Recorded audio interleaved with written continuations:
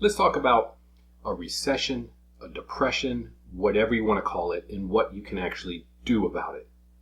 This is another episode of what I call The Dollar is Dead, because the government doesn't care about you, the banks don't care about you. It's up to you to take control of your financial future.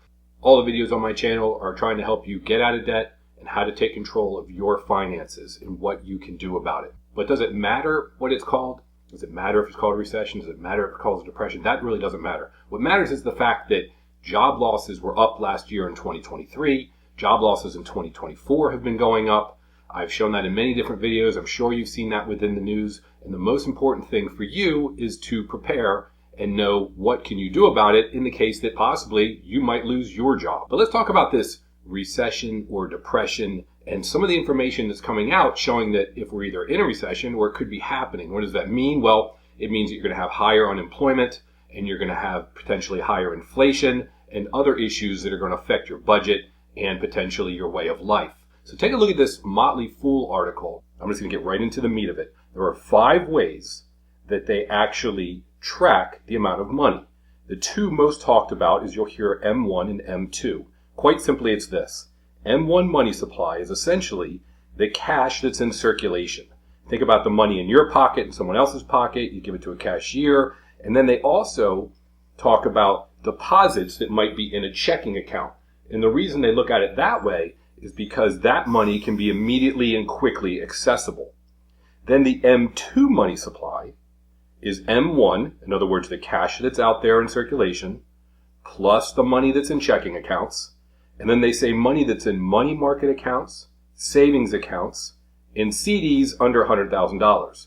Why do they do that? They're basically saying M2 money supply is all of the money that you can get your hands on very quickly and spend or move around. In other words, it's not tied up in another asset.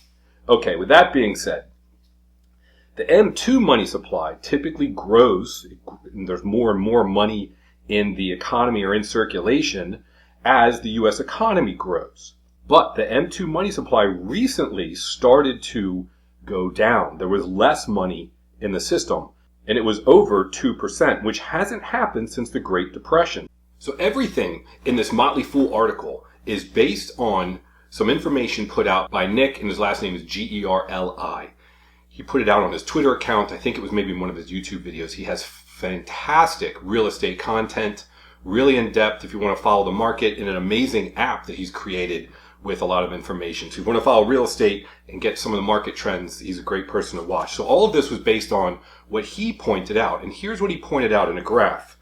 It says here that the M2 money supply has only decreased 2% or more 4 times in the last 150 years.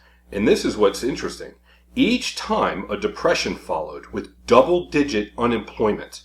And you see here on the chart, 1870s, 14% unemployment, 1893, 18% unemployment, 1921, 11%, 1932, 25%.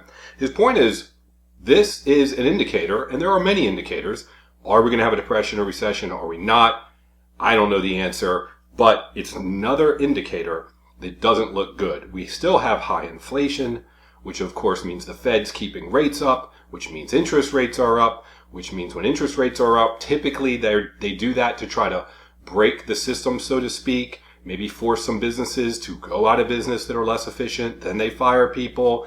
Then more homes go on the market. Then the price of homes come down. So it's all orchestrated. Okay, so will it happen? I don't know.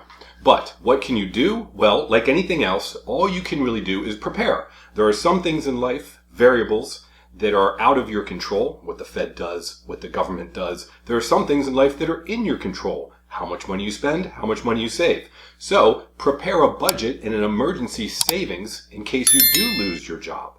I put out these videos so that it will be information that you can take and use, but most importantly that you act on.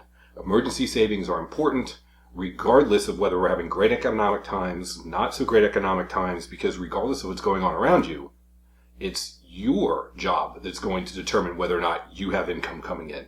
And that can go away at any point in time, no matter what the situation is economically. I go into essentially how to create your emergency budget, and most importantly, how you can make it last.